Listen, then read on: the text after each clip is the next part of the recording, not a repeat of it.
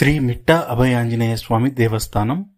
ఇది పెనుగొండలో ఆహ్లాదకరమైన వాతావరణంలో చుట్టూ కొండల నడుమ 70 సంవత్సరాల నుండి భక్తులకు దర్శన భాగ్యం కలిగిస్తోంది ఈ దేవస్థానం.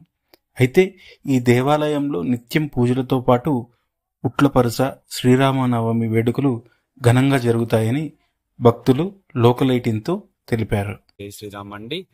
నా పేరు భానుప్రకాష్. మేము సత్యసాయి డిస్టిక్ అనంతపురం పెనుగొండ మండలం నుండి మాట్లాడుతున్నామండి. ఇది శ్రీ మిట్ట ఆంజనేయ స్వామి దేవాలయము పెనుగొండలో లొకేట్ అయిందండి. ఇక్కడ గత 70-80 ఏళ్ళగా ఒక చిన్న గుడి ఉండేదండి. చిన్న గుడి నుంచి ఇక్కడ కమిటీ మెంబర్స్ అందరూ స్టెప్ అప్ అయ్యి దానివల్ల ఇది ఇంత పెద్దగా ఇప్పుడు అయిందండి. ఇది రాముడు ఇక్కడ గుడి అంతా ఇలా అయిందండి. ఇక్కడ సంవత్సరానికి ఒకసారి శ్రీరామనవమి రోజు ఇక్కడ ఒక ఉట్లపరస అనేసి ఒకటి జరుగుతుందండి.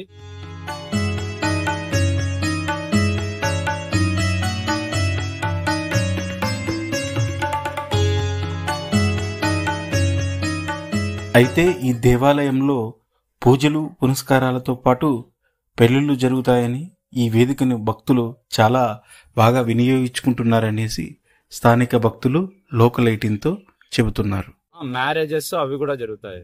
కళ్యాణ మండపం ఇక్కడ కళ్యాణ మండపం కూడా ఉంది. ఇక్కడ ఎప్పుడన్నా మ్యారేజెస్, ఫంక్షన్స్, ఇంకా చాలా ఈవెంట్స్ కూడా జరుగుతుంటాయండి. ఇంకా ఎవ్రీ వీక్ ఏమన్నా స్పెషల్ డే ఏమన్నా పూజలు పూజలు ఉంటాయి. శివాలయం ప్రతి సండే పూజలు జరుగుతానే ఉంటాయి. శివాలయము, ఆంజనేయ స్వామి దేవాలయము, ఇంకా వాల్మీకి దేవాలయము, ఇలా చాలా ఉన్నాయండి ఇక్కడ లొకేటెడ్ అయినాయి. పక్కనే శ్రీ కనకదాసు గారి స్టాచ్యూ ఉంది. అలాగే ఇంకా చాలా పూజలు పునస్కారాలు ఇక్కడ జరుగుతూనే ఉంటాయి. ప్రతి సంవత్సరము శ్రీరామనవమి రోజు ఇక్కడ చాలా ఘనంగా జరుగుతుంది. శ్రీరామనవమి అయిపోయిన తర్వాత శ్రీరామనవమి రోజు పొద్దున్నే ప్రత్యక్ష అంటే జ్యోతులు జరుగుతాయి. జ్యోతులు జరిగిన తర్వాత ఆ రోజు సాయంత్రం వచ్చి ఉట్లపరస జరుగుతుంది. అప్పుడు ప్రతి ఒక్కరు ఎవరితో సింగ్ వాళ్ళు ప్రసాదం అంట అదంట వేలాది మంది హిందువులు, ముస్లిమ్స్ మొత్తం అంతా వచ్చి చూసుకునేసి బాగా కళ్యాణం, సీతారాం కళ్యాణం జరుగుతుంది.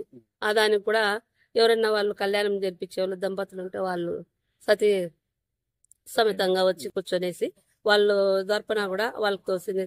ఆ రోజు వాళ్ళకి ఏమేమి పూజకి ఖర్చు అవుతుందో అది వాళ్ళే పెట్టేసి ఖర్చు చేసి పూజ జరుపుతారు.